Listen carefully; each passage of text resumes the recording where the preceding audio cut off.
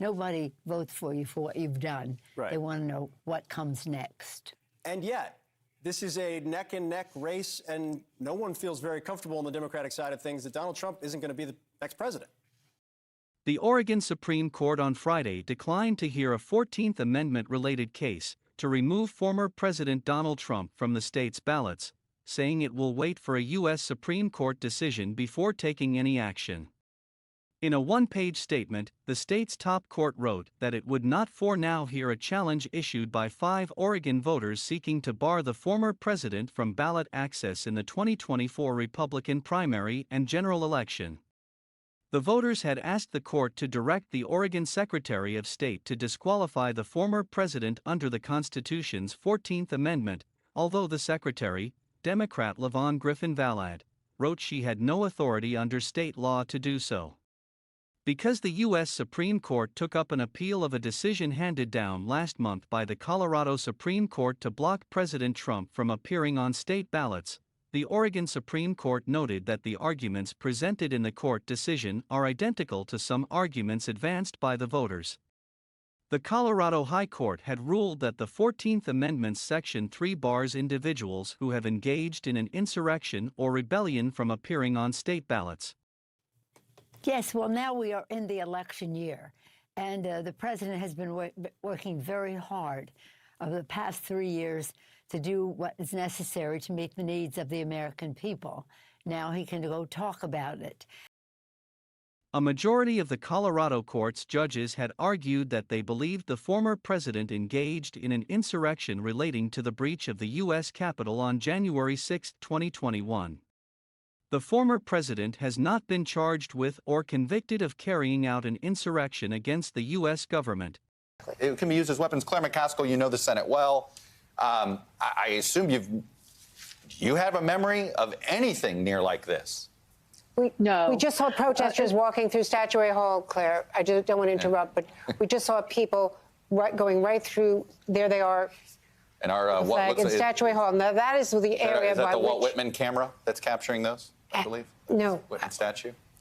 I'm not sure whether that's the Walt Whitman camera, but what that is the area where the senators process to go into House for joint sessions. So it is through there that they walk. Unbelievable. Yeah, we are televising the breach. Listen, by the way. in order to get to the Capitol, I mean, the Capitol is a free place to go. You are allowed to go to the Capitol. But you got to go through metal detectors. You got to go through security. And when you breach that, you haven't gone through security. And you got to imagine that is making a lot of the Capitol Police and other folks inside the Capitol right now very, very uncomfortable and very nervous. Meanwhile, the U.S. Supreme Court said last week that it would review the Colorado Supreme Court decision. Justices are slated to hear arguments in that case on February 8th. Oregon's presidential primary ballots must be finalized by March 21, 2024. Because a decision by the United States Supreme Court regarding the 14th Amendment issue may resolve one or more contentions that make in the Oregon proceeding, the Oregon Supreme Court denied their petition for mandamus, by order, but without prejudice to their ability to file a new petition seeking resolution of any issue that may remain following a decision by the United States Supreme Court, the Oregon Supreme Court wrote Friday. Ms. Griffin-Valade argued in November that no provision under Oregon law gives her the capacity to determine the qualifications of candidates in a presidential primary, adding that she only has the ability to make such a determination in the 2024 general election. But look at the votes. Look at the job numbers. Over 14 million jobs created while he was president, unemployment reduced, inflation on the downturn.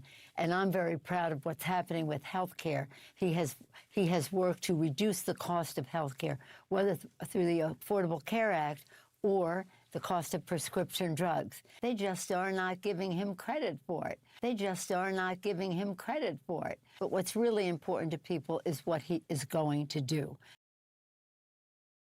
Peter, let's look at today. Has Donald Trump gamed the media yet again? He figured out that we will not cover his rallies where he just gets up there and spouts lies, but we all show up at court where he just puts on the same show? I will follow our usual process and expect to put Donald Trump on the primary ballot unless a court directs me otherwise, she said at the time. I understand that people want to skip to the end of this story. But right now, we don't even know who the nominee will be, she added. When the general election comes, we'll follow the law and be completely transparent with our reasoning. Maine's Democrat Secretary of State, Shenna Bellows, also determined last month that President Trump is ineligible for the state's primary ballot under similar pretexts. But she paused her decision to allow him to appeal the decision. Other challenges. More than a dozen lawsuits have been filed in 2023 seeking to end President Trump's presidential candidacy under interpretations of the 14th Amendment. Other legal challenges against President Trump in Michigan, Minnesota, and other states have failed, with Michigan's Supreme Court arguing that he followed the law when he entered the 2024 race. In recent days, courts in Nevada and California have issued similar rulings to allow him to remain on their respective ballots too. In California, District Judge David Carter granted a motion to dismiss a lawsuit against President Trump with prejudice, which means that it can't be submitted to the same court again, according to court papers filed in January. Several other federal judges have also dismissed attempts to block the former president from appearing on ballots. In a ruling issued in late December 2023, U.S. District Judge Leonie Brinkema wrote that the plaintiffs, two activists who filed suit against President Trump in Virginia to keep him on that state's ballot, lacked standing. Earlier in the week, Judge Gloria Navarro determined that a long-shot GOP presidential candidate who attempted to block President Trump from the ballot in the state did not have legal standing to file the lawsuit in Nevada. To have standing to sue in federal court, a plaintiff must have suffered a concrete, particularized, and actual or imminent injury in fact that was caused by the defendant's challenged conduct and is redressable by a favorable decision, Judge Navarro wrote in the ruling.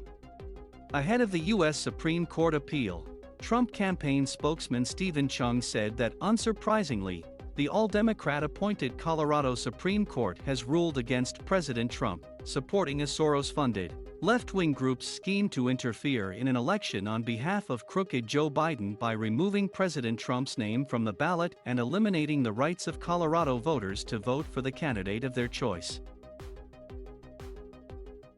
He's using the courthouse steps to be his campaign. We've never seen anything like this, of course. No presidential campaign has been conducted this way. Michael, the Biden campaign is obviously watching this. Are they frustrated that Donald Trump continues to get all this attention, or are they happy because they're saying, let him put on this show, let him create this chaos and show the American people what he is and what he's offering them? The case that the Biden campaign really wants to prosecute against Donald Trump is not in a court of law. It is on the campaign trail. You've seen that very clearly from how President Biden has started his year, 2024. I was with him near Valley Forge, Pennsylvania last week when he delivered that blistering attack on President Trump as a threat to our democracy, following it up with that trip to South Carolina this week, talking about the threat of political violence that we still face in this country because of the climate of violence that Donald Trump, frankly, has stoked during his time in office and in the public square.